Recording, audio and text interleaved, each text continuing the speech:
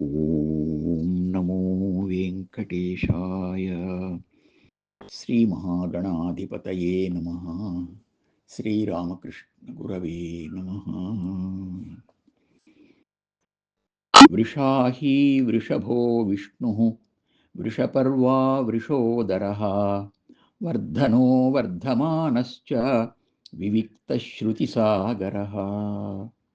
శ్రీ విష్ణు సహస్రం 28వ శ్లోకంతో నామస్మరణ చేసుకుని భీష్మ ఉపదేశాన్ని వినబోతున్నాం.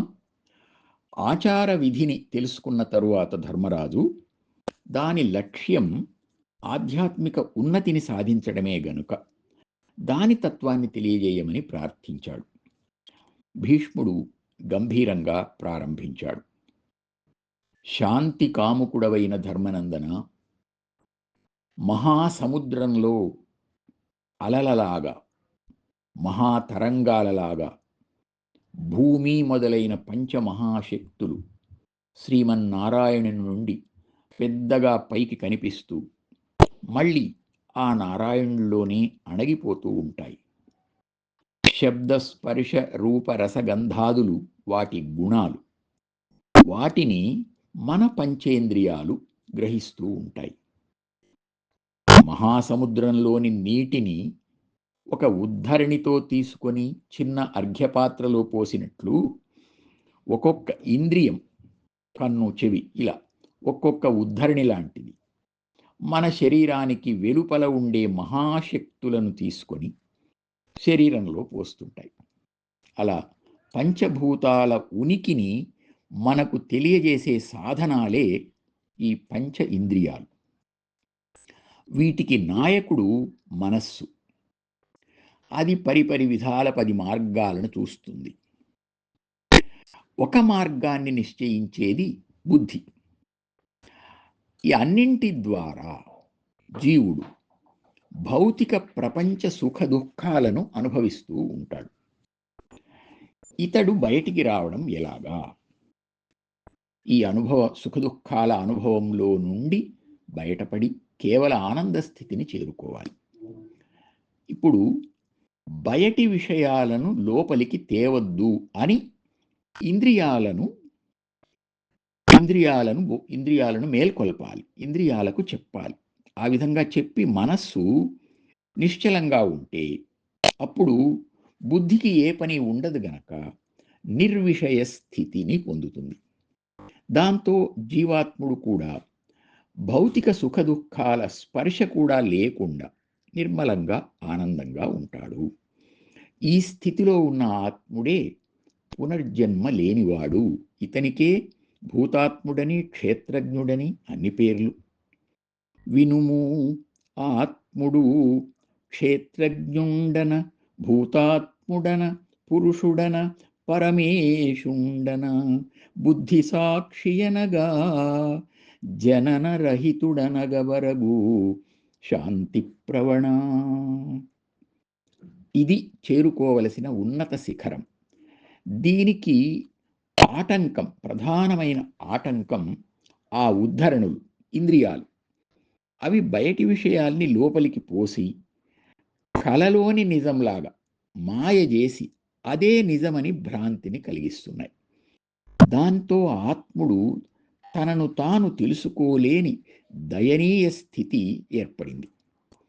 అగ్నికి ఆజ్యం తోడైనట్లు పుట్టుకతోనే వచ్చిన సత్వరజస్తమో గుణాలు ఈ భౌతిక ప్రపంచంతో మనల్ని కట్టిపడేస్తున్నాయి. ముఖ్యంగా రజస్తమో గుణాలు చాలా గట్టివి.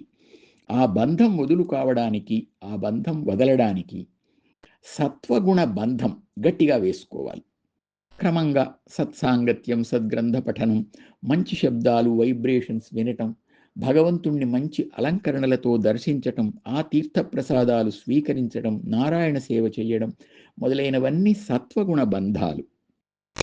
ఇవి ఎక్కువగా చెయ్యాలి, ఈ బంధాలు వేసుకోవాలి.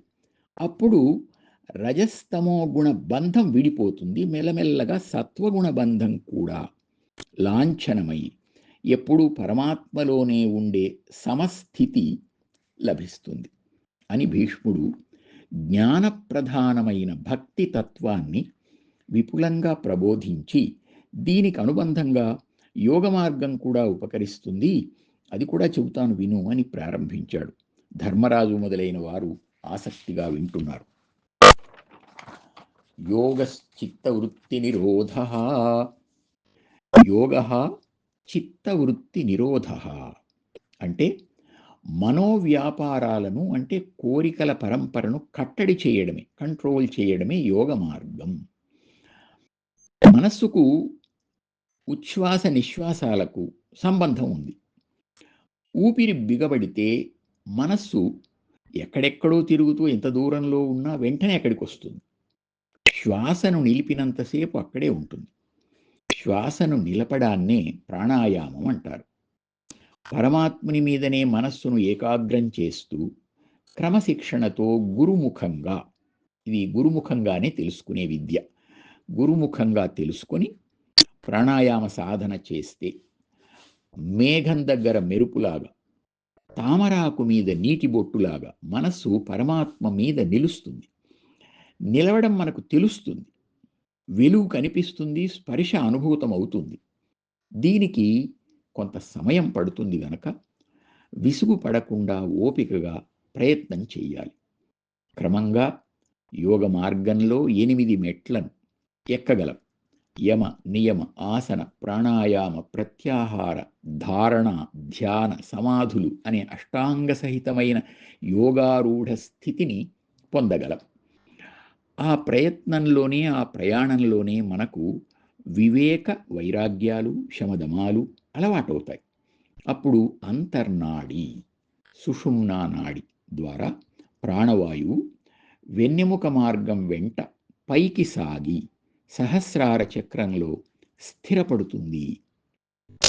వినుము అంతర్నాడింజన పనుపడి పవనంబు బ్రహ్మపదముందగా శాంతి నిరూఢమైన చిత్తము కనున్ ఆనందంబు అంద కలయున్ పిదపన్. సహస్రారమే పరబ్రహ్మస్థానం. ప్రాణవాయువుతో పాటు మనస్సు ఆ పరబ్రహ్మ పదాన్ని పొంది శాంతమవుతుంది, బ్రహ్మానందాన్ని అనుభవిస్తుంది. ఆ తరువాత క్రమంగా అందులోనే కలిసిపోయి ఆనందపూర్ణమై శాశ్వత స్థితిని పొందుతుంది అని భీష్ముడు ఉపదేశించాడు.